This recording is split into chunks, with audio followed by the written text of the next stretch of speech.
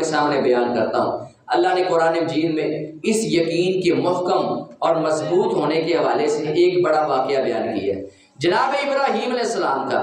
جناب ابراہیم علیہ السلام نے اللہ کے سامنے گزارش کی، رب ارنی کیف تحیی الموتى، اللہ تعالیٰ مجھے دکھائیے کہ آپ مردوں کو کیسے زندہ کرتے ہیں۔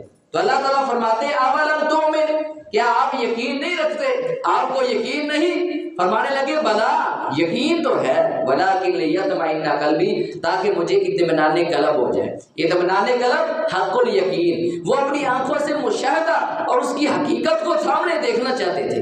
اس وجہ سے انہوں نے اللہ سے یہ سوال کیا کہ ارنی کیف تحیی الموتى، مجھے دکھائیے کہ آپ مردوں کو کس طرح زندہ کرتے ہیں۔ تو اللہ تعالیٰ نے انہیں 4 پرندے لینے کا حکم دیا، اس کا ذکر قرآن مجید میں ہے۔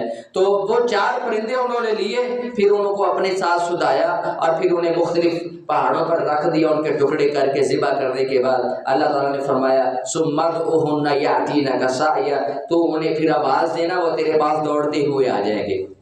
یوں آپ کا اللہ سے گزارش کرنا یہ آپ کے سامنے حق الیقین کی صورت میں نظر آئے گا، یعنی ایک چیز مشاہدے کے ساتھ ساتھ اپنے سامنے ہوتی ہوئی اس کا ظہور ہوتا ہوا آپ کو نظر آئے گا۔ جناب ابراہیم کا یہ واقعہ ہمارے سامنے اس بات کا ثبوت ہے کہ جناب ابراہیم یقین کے اعلیٰ درجے پر فائز سے، انہیں علم الیقین بھی تھا، عین الیقین آنکھوں کی رویت، اور حق الیقین بھی حاصل ہو گیا کہ انہیں یقین کی حقیقت بالکل واضح ہو گئی۔ تینوں صورتیں جناب ابراہیم کو اللہ تعالیٰ نے ظاہر کروا دی۔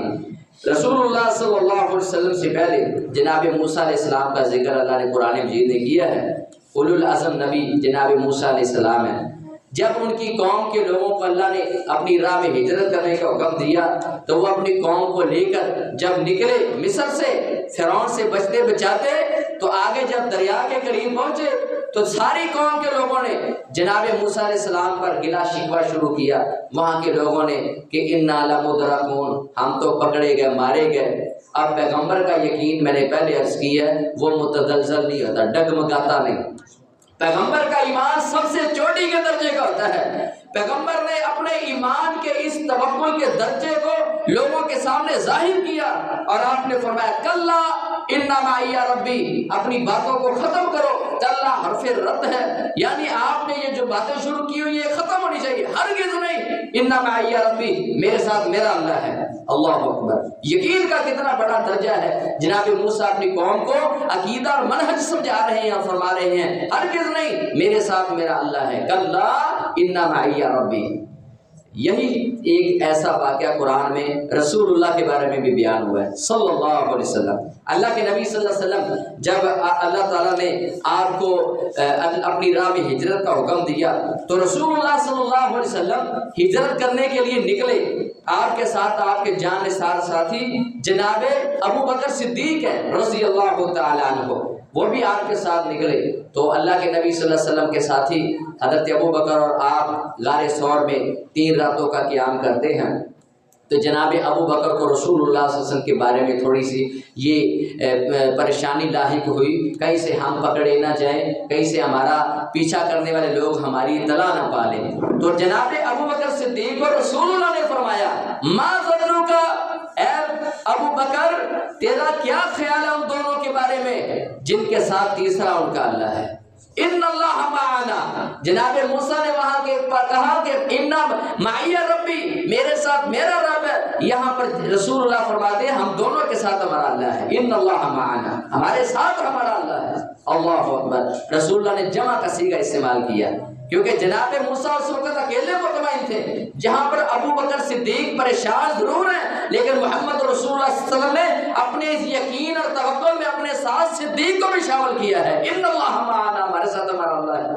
اللہ اکبر، یہاں پر دونوں کی شخصیتوں کی اہمیت واضح ہوتی ہے۔ رسول اللہ بھی اہم تھے، ابو بکر صدیق بھی اہم تھے۔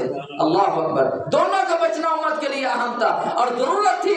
رسول اللہ بھی اتنے ایماندار ہیں اور آپ کے ایماندار صدیق ابو بکر بھی اتنے ایماندار ہیں رضی اللہ تعالیٰ عنہ۔ لوگوں میں سب سے زیادہ اونچا ایمان ابو بکر صدیق کا ہے۔ آپ نے فرمایا اگر لوگوں کے ایمانوں کو تولا جائے، امت کے ایمان کو ایک طرف رکھا جائے، ابو بکر کے ایمان کو ایک پلڑے میں رکھا جائے، ابو بکر کا ایمان سب سے بلند تر درجے پر پہنچے۔